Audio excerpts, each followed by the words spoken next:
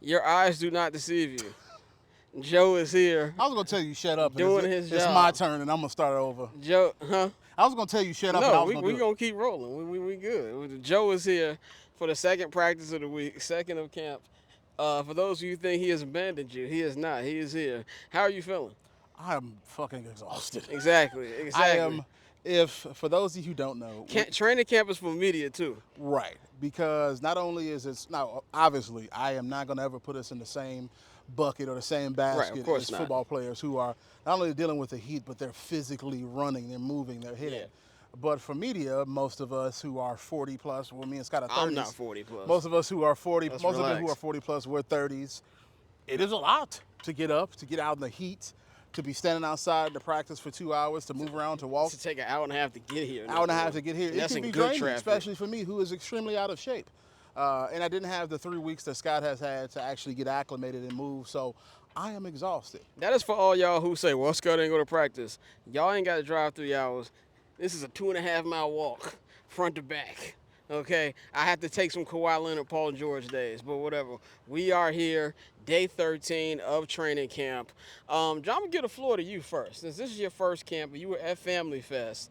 But what did you see today, if anything? To me, it was kind of an uneventful day, especially on the offensive side. Yeah, I don't mean to put in my high school football experience at Curie High School.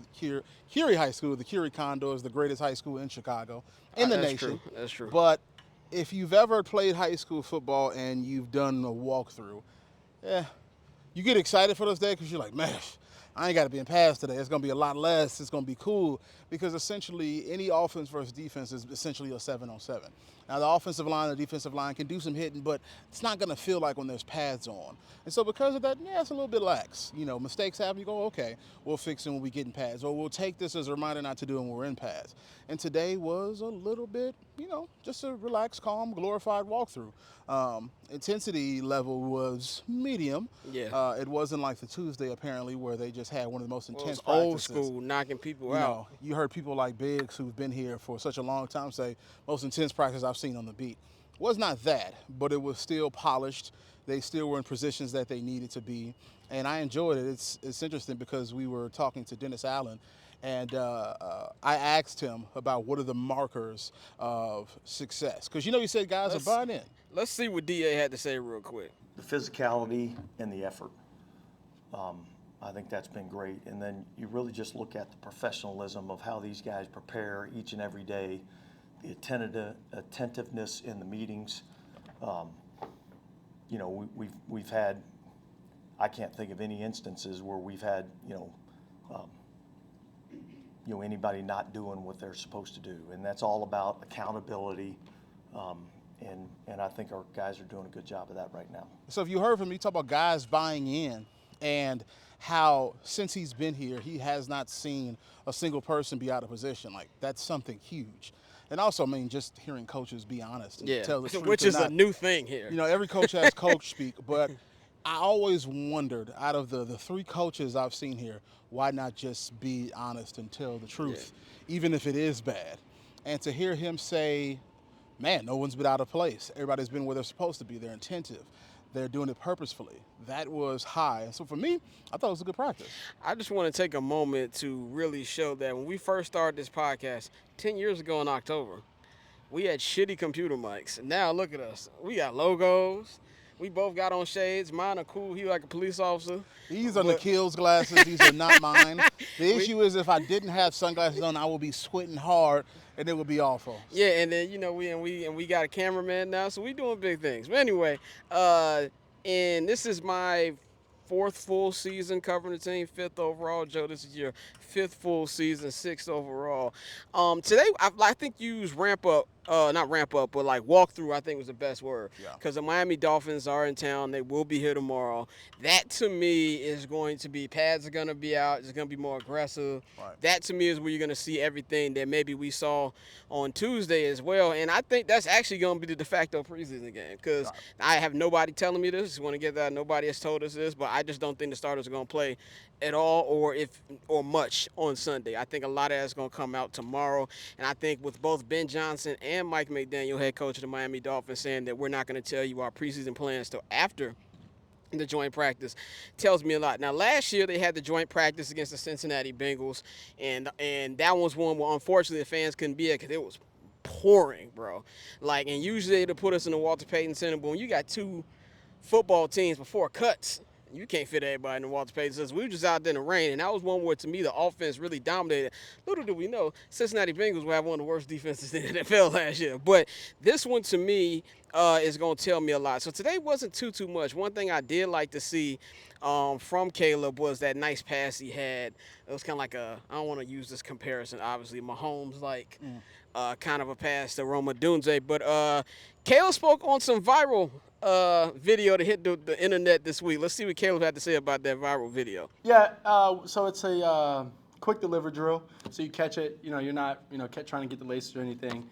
It's not like you're going through reads, and it's just catch, deliver, and try and deliver to the bottom left corner. And we're trying to aim as if it's a screen. And so, it's a competition between us and the guys. And so how fast you can get it out, how accurate you can get it out. And, they just so happen to blow that one up and not any other one. So Also, Caleb talked about the install of Ben Johnson's system. I think Ben Johnson said a couple days ago that they're installed 9 of 12.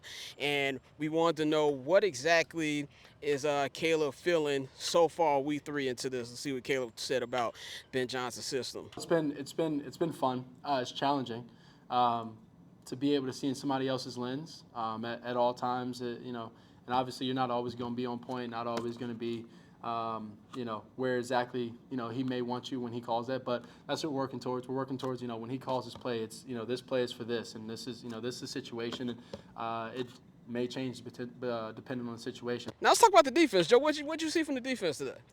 Again, a walkthrough, but it seems like they were in position more than not. Of course, as a defense, you're going to know plays. You're going to anticipate where they will be. I mean, Caleb even talked about how, there was a practice on Tuesday and how during that practice he wanted to throw a pass here to DJ. Tremaine stepped up and filled that gap. And so you understand the defense is going to know where they are.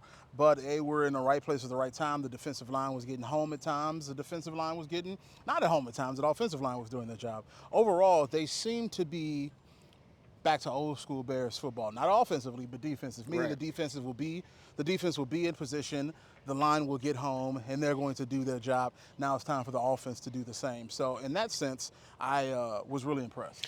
Yeah, to me, I liked what I saw from the defense today. One thing that I've had the biggest issue, and I feel like last year I was the only one saying, this defense ain't that damn good.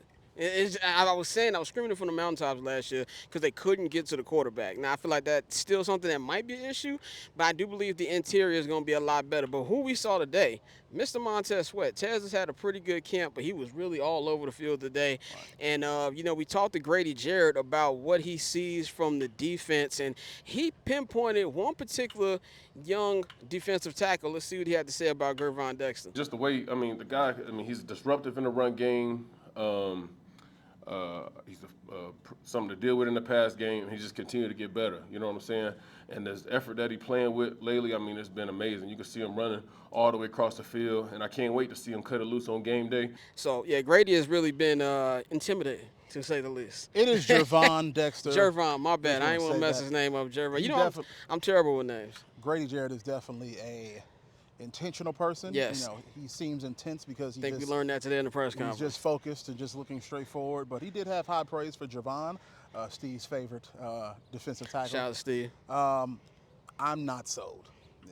I think Gervon has the talent to be a very good defensive tackle. Yeah, I don't think he's a game changer. I would love to be Right. wrong. More than often, I feel like his technique gets sloppier as the game goes on. And I hope I'm wrong because he Yeah. seems like a solid person. I've had an interview with him before, not only in the podium, but in the locker room. And he has the size to be a game changer. So I hope that Grady Jarrett is right. It's hot and I want to go to sleep. So, any final thoughts? Because I know this is going to be your last practice at camp.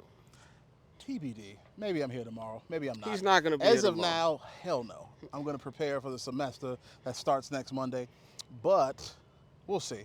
But in terms of just the Bears right now and how I feel, I am a wait and see. I am 34 years old. I turned 35. I've seen a lot of Bears football. I've seen A lot of hope. bad. I've seen a lot of promise. I've seen a lot of close games. I've seen a lot of bad ones. I just want to see the product on the field. and I want to see good habits. And I have not seen good habits since the Lovie Smith era. That's a long time. That's a long ass time. And Bush was still in office. right. So now it's time for put up or shut up. Yeah, I'm with you. It's been a steady process. I have a lot more of an idea of what this team will look like by the end of the month. But it's your boy Scott and Flows here on the 79th and Halas Twitter and the Barbers Chair Network YouTube. I'll be hitting them off with joint practices. We'll both be at Soldier Field on Sunday for Bears Dolphins preseason. We up out of here.